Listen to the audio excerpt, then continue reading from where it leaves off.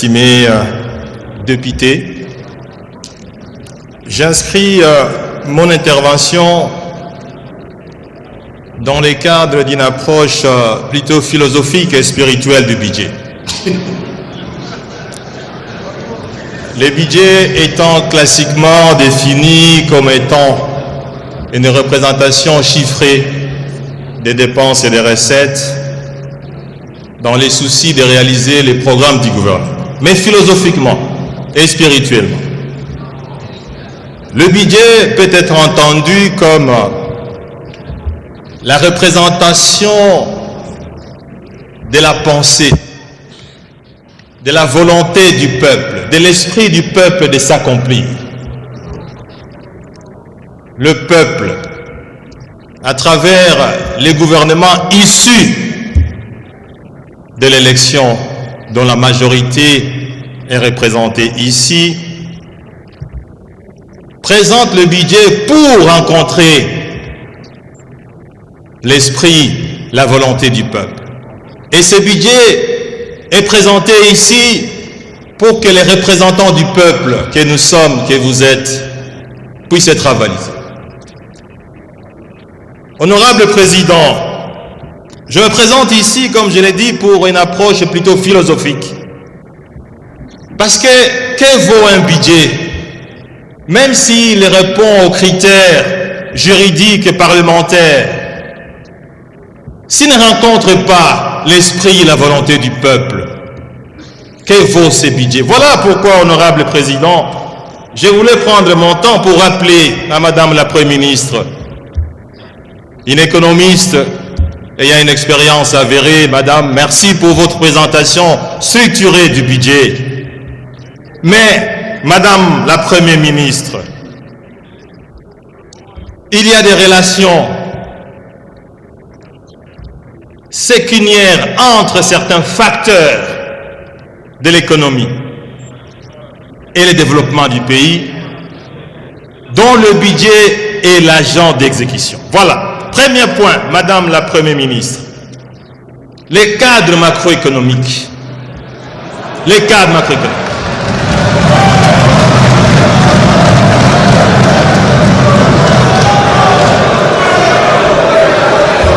Vous nous avez présenté, Madame la Première ministre, un cadre budgétaire, un cadre macroéconomique avec un taux d'inflation de 9,2%, les taux d'échange de 9 954 francs congolais, les dollars, aux environs de 9 000, en tout cas 2 954, je m'excuse.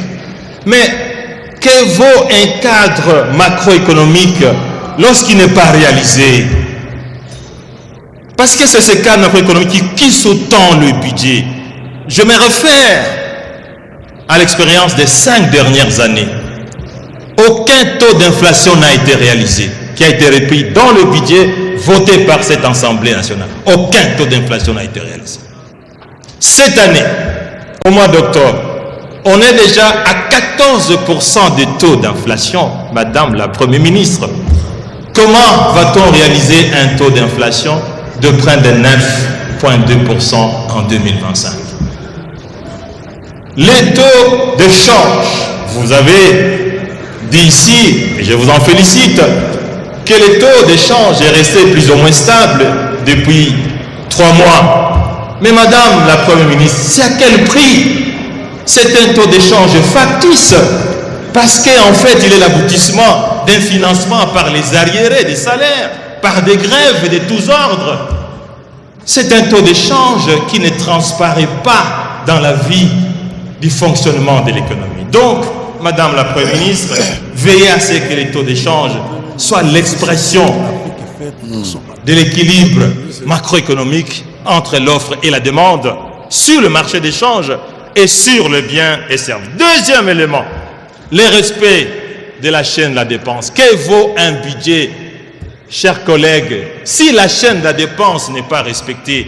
Nous avons examiné avec vous ici les rapports sur la reddition des comptes qui nous indiquent que plus de 50% des dépenses publiques sont exécutées hors chaîne des dépenses publiques. C'est-à-dire plus de 50% exécutés par les gouvernements ne sont pas conformes à la loi, Madame la Première ministre.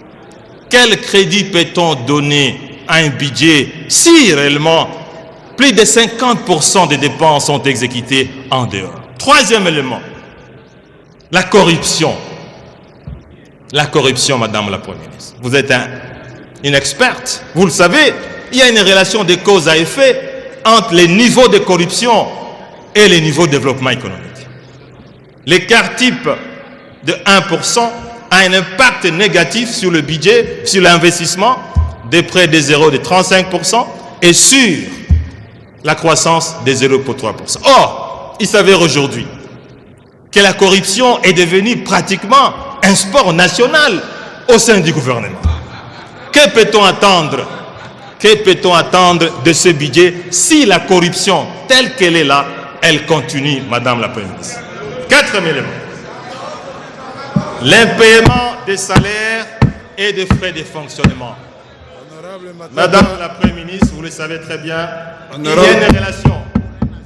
Honorable Matata, oui. Je vous informe que Madame la Première ministre, même si son nom de la continuité des affaires de l'État a été investi par vous, par nous, il y a quelques mois, il faut plutôt l'encourager à changer ces mauvaises habitudes qu'il a trouvées. Merci, honorable, vous pouvez poursuivre. Mais, honorable président, et justement, j'ai dit que... Ça va. Merci, continuez. Madame la Première ministre, j'inscris mon intervention pour vous interpeller. Ce n'est pas pour dire que, et voilà, vous êtes responsable de la corruption, mais c'est pour vous interpeller parce que votre budget ne peut être exécuté, ne peut porter des fruits, ne peut être porteur du développement que si il tient compte de ces éléments. Voilà. L'indépendance de la Banque centrale, honorable président. C'est intéressant. Il y a une relation de cause à effet entre les degrés d'indépendance d'une banque centrale et les degrés du développement.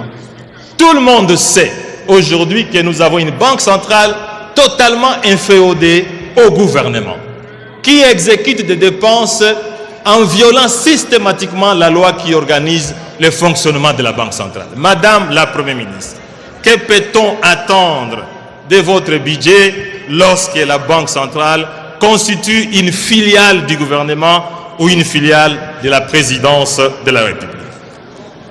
L'élément de leadership, Madame la ministre, le budget ne peut être exécuté de manière tout à fait correcte, efficace et productive s'il n'y a pas de leadership et s'il n'y a pas de bonne gouvernance. Le leadership garantit les institutions inclusives qui font cruellement défaut aujourd'hui.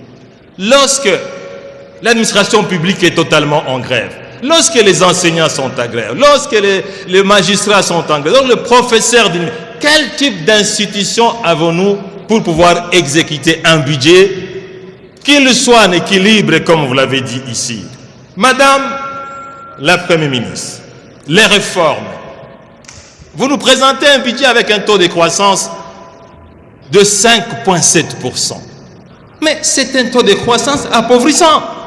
La RDC n'a pas besoin d'un taux de croissance de 5,7%. C'est des taux de croissance appauvrissants. Parce que ce taux n'est pas effectivement fondé sur des réformes. Il faut activer les réformes pour pouvoir espérer un taux de croissance qui soit développementiste. Je voudrais aborder aussi une relation entre la dette publique et le développement.